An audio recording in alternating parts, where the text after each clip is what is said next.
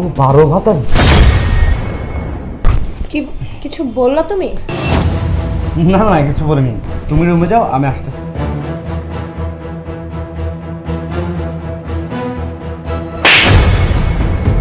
এই তোর সাহস কি করে হয় আমার বউয়ের নামে আজে বাজে কথা বলার?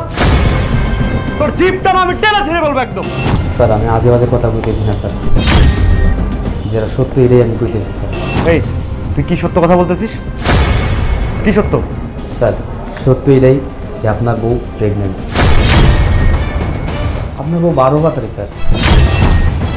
তুই আবার দেখতেছি আমার বউয়ের নামে আজে বাজে কথা বলছিস। এইবার না তোর সত্যি সত্যি জিপটা আমি টেনে ছেড়ে ফেলবো। আরে তুই কিভাবে জানলি যে আমার বউ 12 ভাতারি?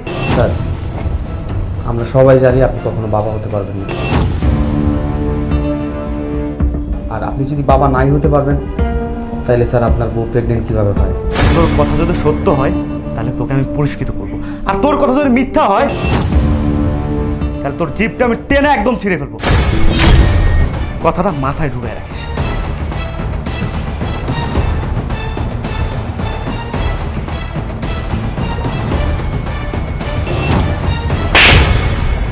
এই তোর সাহস কি করে হয় আমার বাসায় থেকে আমার বাসায় অন্য পরপুরুষ নিয়ে এসে তার সাথে ফষ্টি করার? কি বলতেছো হামিদ? আর তুমি আমার গায়ে কেন হাত তুললা? তোকে না একটা থাপ্পড় মারছি, মনটা যাচ্ছে থাপ্পড় মারি। এই তোর লজ্জা করে না? লজ্জা করে না তোর? অন্য একটা পরপুরুষের সঙ্গে আমার ভাবতেও তোর লজ্জা লাগছে। এই তোকে আমি কিসে কমতি রেখেছি? তুই যখন যা চেয়েছিস তোকে আমি দিয়েছি। তুই এটা চেয়েছিস, ওটা চেয়েছিস, এটা করবি, ওটা করবি, সব কিছু দিয়েছি। তোর নামে বাড়ি গাড়ি সব কিছু করে দিয়েছি। তারপরেও তুই কেন পরপুরুষের সঙ্গে এইসব করে বেড়াতে হবে তোর? কি বলতেছো হামিদ? আমি কেন ফষ্টি নষ্টি করতে যাব? এই তোর নাটক, তোর নাটক আমি 3 বছর ধরে সহ্য করতেছি, আর সহ্য করতে না আমার ভালো লাগতেছে না। আমার মনে যাচ্ছে একদম, আমি কি করবো আমি নিজেই বুঝতে পারছি না। ওই রহিম যদি আমাকে না বলতো তাহলে না আমি এগুলো কিছুই জানতাম না। ও ভালো হয়েছে আমাকে বলেছে। তুমি কি না আমাদের কাজের ছেলের কথা শুনে আমাকে সন্দেহের বসে আমার গায়ে হাত তুললা হামিদ? তোমার একটাবার আমাকে জিজ্ঞেস করা উচিত ছিল। এই রহিম ঠিকই বলেছে, রহিম যা বলেছে একদম সঠিক বলেছে। আমার মনে যাচ্ছে কি জানিস, তোকে একদম আমি কলা থেকে একদম মেরে ফেলি। এখন লাগতেছে, আমার লাগে না, আমার তো এই জায়গায় লাগছে। এই জায়গায় জ্বলে পুড়ে ছারখার হয়ে গেছে। দেখো হামিদ, আমি যদি চাইতাম না আমিও তোমাকে এই চটটা রিটার্ন করতে পারতাম, কারণ তুমি খুব ভালো করেই জানো যে আমি একটা আত্মসম্মানী মেয়ে, কিন্তু আমি সেটা করলাম না। তার কারণ হচ্ছে আমি তোমাকে ভালোবাসি। আর রইল রহিমের কথা, তুমি কিনা রহিমের মতো একটা কাজের ছেলের কথা শুনে তুমি তোমার ওয়াইফকে সন্দেহ করতেছো, যাকে কিনা তুমি 3 বছর ভালোবেসে তারপরে বিয়ে করেছো। নাটক ভালোই করতে জানিস। রহিম কি বলেছে জানিস? তুই প্রেগনেন্ট। হ্যাঁ আমি প্রেগনেন্ট, কিন্তু তার মানে এই না যে আমি ফষ্টি নষ্টি করে তারপরে আমি আমার বাচ্চা নিয়েছি। তুমি সারাদিন অফিসে থাকো, আমি চিন্তা করতাম যে আমাদের একটা বেবির দরকার।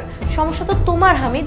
আমি যদি খারাপ মেয়ে হইতাম, আমি যদি চরিত্রহীন হতাম, তাহলে আমি তোমাকে ছেড়ে দিয়ে আরেক জায়গায় সংসার করতে পারতাম, কিন্তু আমি সেটা করিনি। তুমি একজন এডুকেটেড পারসন হয়ে তুমি কিনা রহিমের কথা শুনে তুমি তোমার ওয়াইফকে সন্দেহ করলা। আবার তুমি বলতেছো আমি যদি ফষ্টি নষ্টি না করি তাহলে বাচ্চাটা আসলো কোত্থেকে? এই বাচ্চাটা আমি টেস্ট টিউবের মাধ্যমে নিয়েছি, কারণ পৃথিবীটা না এখন অনেক আপডেট হয়ে গেছে, যেটা তুমি জানো না। বাচ্চা ছেলে আমরা দত্তক আনতে পারতাম, কিন্তু ওই যে আশেপাশের লোকজন, এরা আমাদেরকে ভালো থাকতে দিবে না। এরা বলবে এই পুলিশের সমস্যা, নাহলে তার ওয়াইফের সমস্যা আছে। আমি চাইনি আমাদেরকে কোনো মানুষ আঙুল তুলে কথা বলুক, বা আমার স্বামীর দিকে কেউ আঙুল তুলে বলুক যে আমার স্বামী একজন অক্ষম। আমি এটা কখনোই চাইনি, কারণ আমি এটা মানতেই পারবো না।